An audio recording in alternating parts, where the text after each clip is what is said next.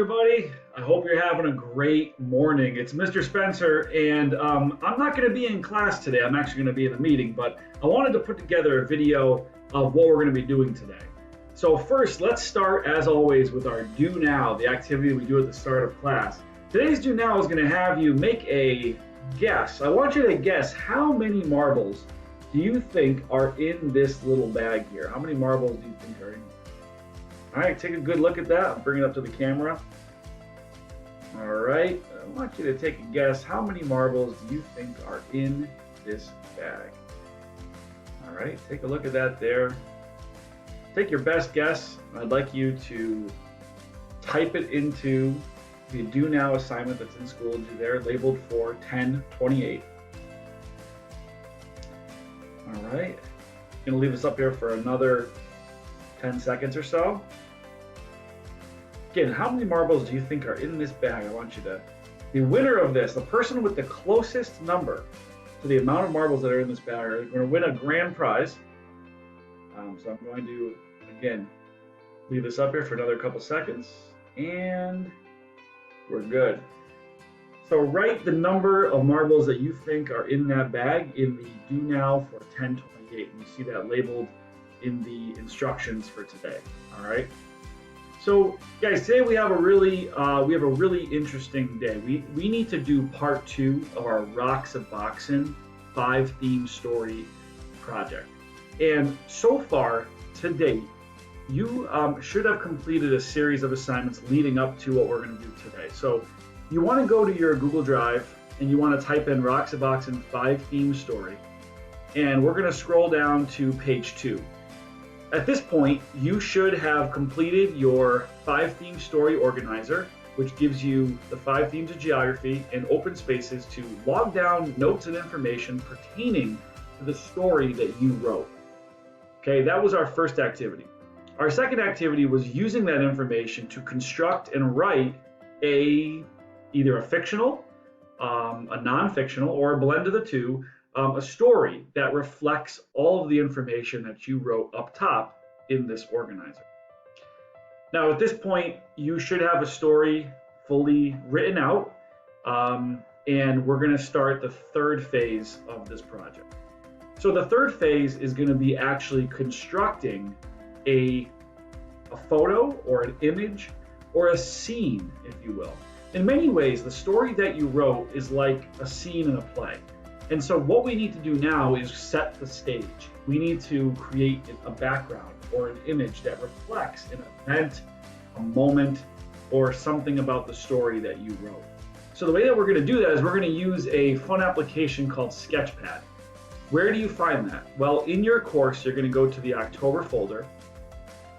You're going to scroll down to our yellow Rocks a Boxin' folder. And then you're going to look for this digital shoebox assignment. Digital shoebox.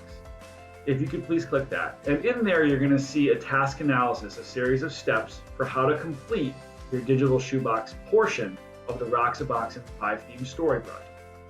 I'd like you to first start by clicking the Sketchpad application. It's going to bring you to the home page of Sketchpad, and I'm going to create a new image.